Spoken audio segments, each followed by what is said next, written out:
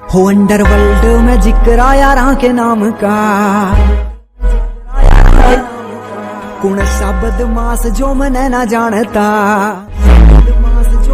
तो राम मेरे प्यारे भाइयों की हालचाल मजा में एक बार फिर से सबका स्वागत है अपने चैनल सैफरन पैट्रियट में। और मैं आपका भाई दुर्गेश लेकर आ चुका हूँ एक और नई वीडियो।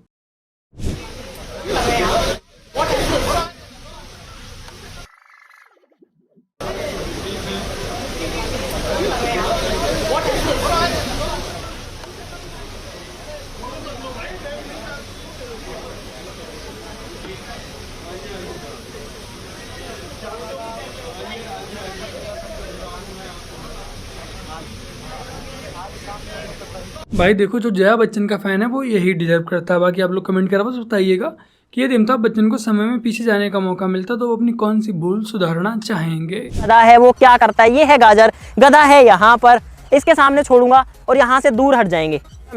गाइस मैंने गधे को छोड़ दिया है। अब ओए अबे ये तो अबे यार गधे तक गाजर पहुंच गई।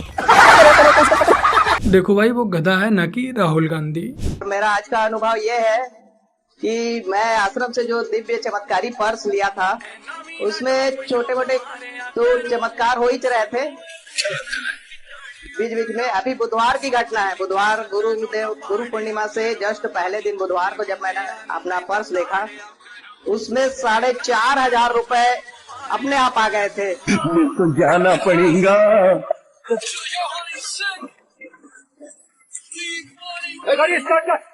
यदि आप में से किसी के पास भी इस आश्रम का एड्रेस है तो मुझे देने का कष्ट कीजिएगा, मुझे भी ये वाला बटुआ चाहिए।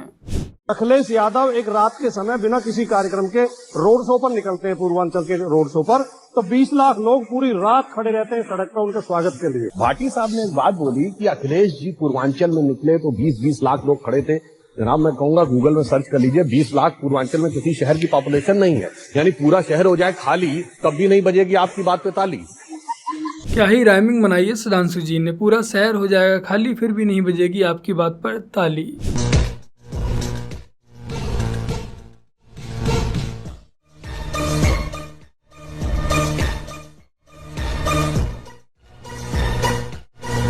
देखो भाई, इस समय हमारे देश में विपक्ष के आंदोलन से ज्यादा चर्चाएं कुत्तों की हो रही हैं। या आप कह सकते हैं कि विपक्ष को गली के कुत्तों ने औकात दिखा दी। और जब से कोर्ट का आदेश आया है कि आवारा कुत्तों को पकड़कर एक जगह पर इकट्ठा करो, तब से बेचारे कुछ चमचों का ये कहना है कि इसमें मोदी जी का हाथ है। मोदी जी ने ही सही टाइमिंग देखकर कोर्ट से आदेश दिलवाया है।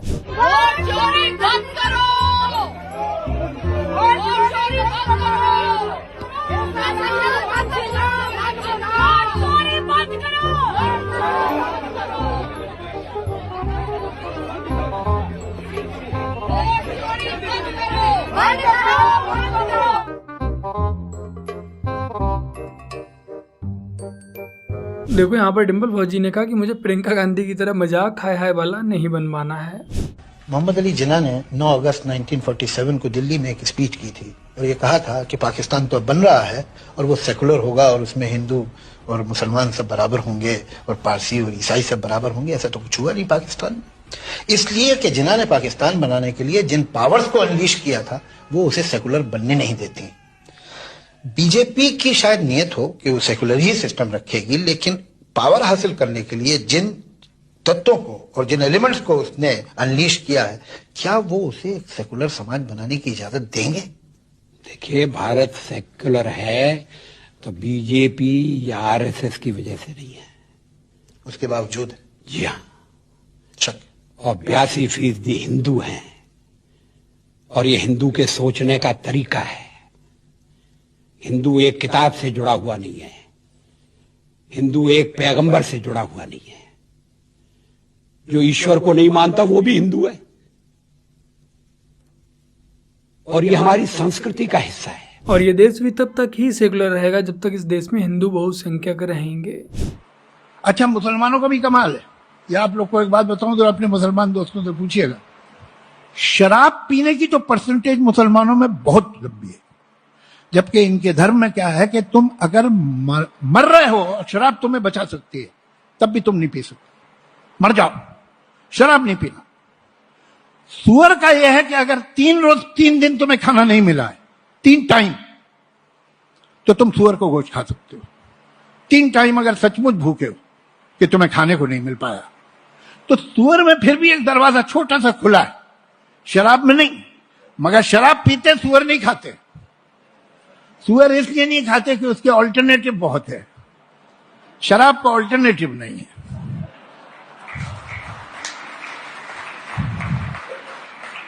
जावेद अख्तर ने ये बहुत सही बात बोली। हमने कुछ आंकड़ों को खंगाला और बहुत संजीदगी से सुनी। ये आंकड़े कहते हैं कि नरेंद्र मोदी के नेतृत्व में बीजेपी के मौजूदा उत्कर्ष की जो शुरुआत है साल 2014 में होती है। 2014 के लोकसभा चुनाव के वक्त 10 साल की कांग्रेस की सरकार हुआ करती थी। यानी ये तो साफ है कि तब चुनाव आयोग पर बीजेपी का कब्जा नहीं होगा। 2014 के लोकसभा चुनाव में बीजेपी को अकेले 31% वोट मिला, 31%। बहुत गौर से सुनिएगा, ये आपके लिए एक इन्फॉर्म्ड नागरिक के लिए बहुत जरूरी है। 2009 के मुकाबले बीजेपी का वोट प्रतिशत 12% बढ़ गया और पहली बार बीजेपी अकेले दम पर बहुमत पार कर जाती है। ये जीत मिलती है मनमोहन सिंह के सरकार के दौरान जो चुनाव होता है तब, जब अधिकतर राज्यों में कांग्रेस या फिर विपक्ष की सरकार थी। अब 2019 में आ जाइए, मोदी सरकार के 5 साल पूरे हुए। हिंदी भाषी कई राज्यों में कांग्रेस की सरकार तब भी थी, जैसे राजस्थान में, छत्तीसगढ़ में, मध्य प्रदेश में। हालांकि तब बीजेपी पर आरोप लगने लगा था कि उन्होंने सभी लोकतांत्रिक संस्थाओं पर कब्जा जमा लिया है, जिसमें चुनाव आयोग भी है। लेकिन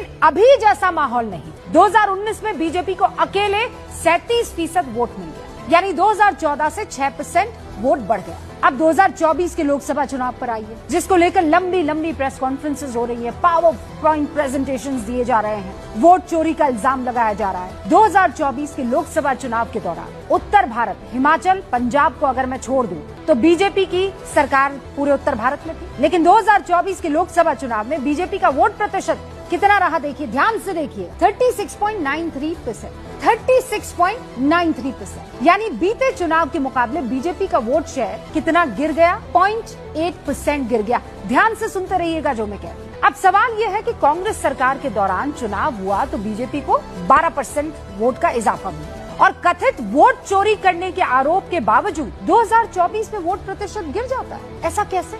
अब जब वोट चोरी हो ही रही थी तो ये जो 37% है इसको 40% कर देते ना, ये वोट चोरी 0.8% और गिरा देंगे। बड़ा शानदार।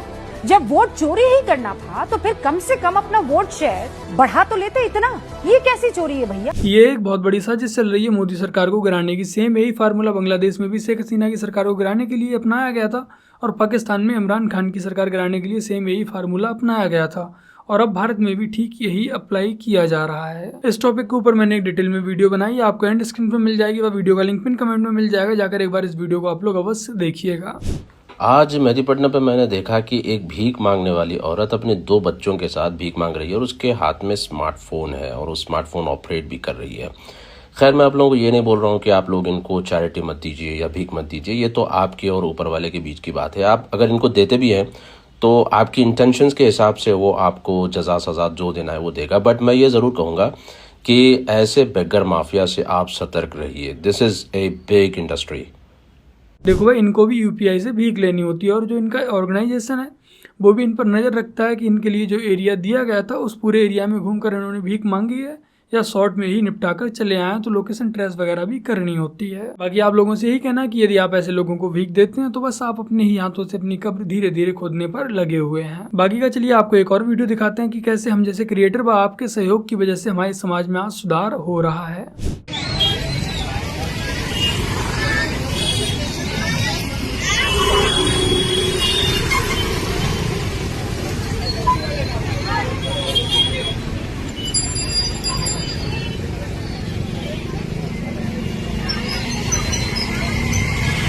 आप लोगों ने इस वीडियो में देखा कि कैसे एक मुल्ला जी अपनी दुकान पर बैठे हुए हैं जिनके बड़ी बड़ी दाढ़ी और जालीदार टोपी लगा रखी है, लेकिन उनकी दुकान पर सन्नाटा पसरा हुआ है।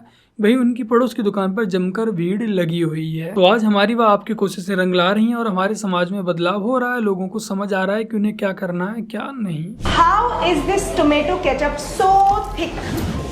E415। अब ये थिकनर हम इस पानी में डालेंगे और मिक्स करो अच्छे से। Now watch carefully. हाँ, can you show it? Can you drop it? हाँ, सी। ये पानी इतना थिक हो गया कि ये निकलता ही नहीं exactly and the same chemical is added in this tomato ketchup on the front packet a lot of tomatoes are shown making you believe that it is made all from tomatoes but in reality it is made from chemicals like these। इस video को आप लोग भी अपने बच्चों के साथ share अवश्य कीजिएगा। तो बस मेरे प्यारे भाई बहनों, आज की अपनी इस वीडियो में इतना ही। वीडियो को लाइक शेयर कमेंट और अपने इस चैनल को सब्सक्राइब आज से कर लीजिएगा। भाई कैसे बांग्लादेश में शेख हसीना की सरकार गिराई गई थी, कैसे पाकिस्तान में इमरान खान की सरकार गिराई गई थी, और सेम वही फार्मूला इंडिया में भी अब अप्लाई किया जा रहा है। इस पर मैंने एक डिटेल में वीडियो बनाई। वीडियो का लिंक आपको नीचे डिस्क्रिप्शन व पिन कमेंट में मिल जाएगा, तो जाकर एक बार उस वीडियो को भी अवश्य देखिएगा, या आप यहाँ पर क्लिक करके भी इस वीडियो को देख सकते हैं। चलिए जल्द मिलते हैं एक और नई वीडियो के साथ। तब तक के लिए जय हिंद, वंदे मातरम, जय श्री राम।